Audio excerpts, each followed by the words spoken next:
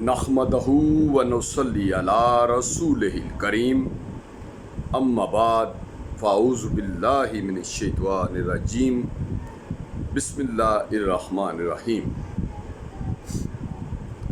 تمام سننے والے سمجھنے والے اہل اسلام کو آج ایک ایسا پیغام دینا چاہوں گا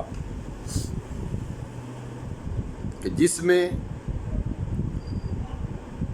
بات صرف اتنی کرنی ہے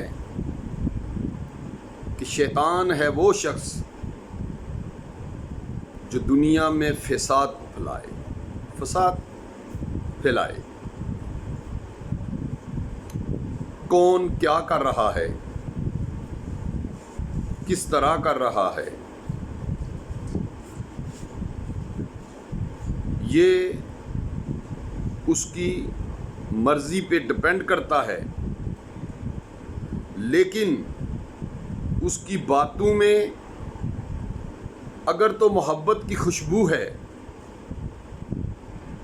تو پھر ٹھیک ہے، اگر وہ فسادی ہے، فساد ڈالتا ہے، نفرتیں پیدا کرتا ہے، تو پھر اللہ اور اللہ کے رسول کے نزدیک بھی اس کی کوئی قدر و قیمت نہیں، اور جو اس کی قدر و قیمت رکھتا ہے اس کے ایمان پہ بھی شک ہے۔ اللہ کے رسول صلی اللہ علیہ وآلہ وسلم نے صحابہ سے پیار کیا، اور جب معراج سے آپ صلی اللہ علیہ وآلہ وسلم فارغ ہو کر آئے، واپس آئے، تو کفر نے سیدنا صدیق اکبر رضی اللہ تعالیٰ عنہ خلیفہ اول کو کہا کہ محمد صلی اللہ علیہ وآلہ وسلم فرماتے ہیں کہ میں نے معراج کا سفر یوں کیا، تو وہاں پر سیدنا صدیق اکبر رضی اللہ تعالی عنہ نے یہ نہیں کہا کہ میں تصدیق کرنے جا رہا ہوں، میں محمد صلی اللہ علیہ وسلم کو پوچھنے جا رہا ہوں، بلکہ کہا کہ جو میرے آقا فرماتے ہیں، میرے ماں باپ ان پہ قربان، وہ سچ فرماتے ہیں۔ کون صدیق اکبر؟ جس نے نبی کے معراج کی سب سے پہلے تصدیق کی، وہ صدیق اکبر۔ ام المومنین عائشہ صدیقہ رضی اللہ تعالیٰ عنہا کے والد کا نام صدیق اکبر، اور جنت کے دروازے جس کے لیے تمام کھول دیے جائیں گے وہ صدیق اکبر، اور جس کے کندھوں پر نبی سفر کرے وہ صدیق اکبر، جس کے آنسو سرکار مدینہ صلی اللہ علیہ وآلہ وسلم کے رخسار پہ گریں وہ صدیق اکبر، جو نبوت کی خاطر اپنے پاؤں پہ سانپ کو ڈسا لے وہ صدیق اکبر، اور جب کسی مردے کو زندہ کہہ دے اور مردہ زندہ ہو جائے، کہنے والا صدیق اکبر۔ کس صدیق اکبر کی بات کرتے ہو؟ آج کے ملا کو یہ نہیں پتا کہ جس کی شان میں وہ گستاخی کر رہا ہے، وہ تو اپنے منہ سے مردے کو زندہ کہے تو اللہ کہتا ہے یہ زندہ ہے، کیونکہ یہ صدیق ہے، سچا ہے۔ ہم نے کسی کو نہیں چھیڑا، ہم نے کسی کی بات نہیں کی۔ اگر ڈاکٹر اشرف جلالی بات کرے فاطمہ الزہرا رضی اللہ تعالیٰ عنہا کی، تو پھر گرفتاری ہوتی ہے، تو ہم خاموش کس لیے ہیں؟ اس لیے کہ طیبہ، طاہرہ، عابدہ فاطمۃ الزہرا، جس پہ میرے ماں باپ قربان، میں قربان، اس گھرانے پہ قربان، اگر ان کی کوئی بات کرے ہم اس کو عالم نہیں مانتے، اگر ان کے خلاف کوئی بات کرے ہم اس کو مسلمان نہیں مانتے۔ تو آج کا ایک فسادی، بے غیرت، کمینہ، سور، وہ ڈاکٹر اسلام آباد میں جو اپنے آپ کو شیعہ کا عالم کہتا ہے، مجھے تو اس کا نام لیتے شرم آ رہی ہے، اس کا نام لوں تو زبان ناپاک ہو جائے گی۔ اس کمینے نے بھری محفل میں سیدنا ابو بکر صدیق رضی اللہ تعالیٰ عنہ کی شان میں گستاخی کی، ان کو نعوذ باللہ کافر کہا۔ کتے تیری زبان کیوں نہ کٹ گئی؟ تو زندہ کیوں نہ دفن ہو گیا؟ تجھے کیا پتا سیدنا صدیق اکبر کا مقام کیا ہے؟ کیا؟ ایک سوال کا مجھے جواب دو، کیا علی کو ہم شیر خدا نہیں مانتے؟ علی رضی اللہ تعالیٰ عنہ کو نبی کریم صلی اللہ علیہ وسلم کا بھائی نہیں مانتے؟ کیا علی رضی اللہ تعالیٰ عنہ کو ہم حسنین کا بابا نہیں مانتے؟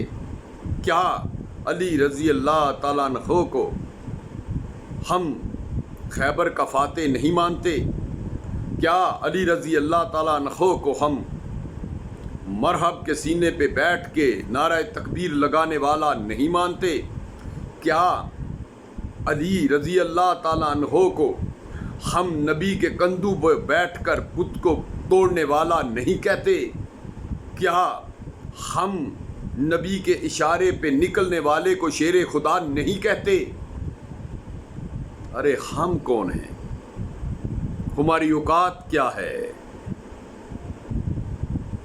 آج یہ سانس ہے، پل میں نکل جائے گی۔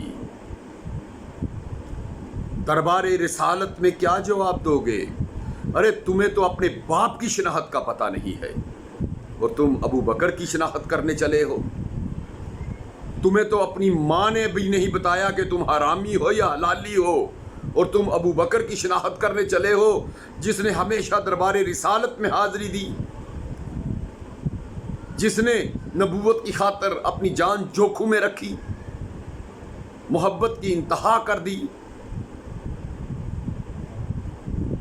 تم موازنے کرتے ہو۔ ہر باب اختیار یہ جان لے کہ اگر اس کتے کو کھلا چھوڑا تو پھر صحابہ کے ماننے والے ابو بکر رضی اللہ تعالیٰ عنہ پہ جان چھڑکنے والے کم نہیں ہیں، باہر نکلیں گے۔ اور یہ نہ ہو کہ تم پہلے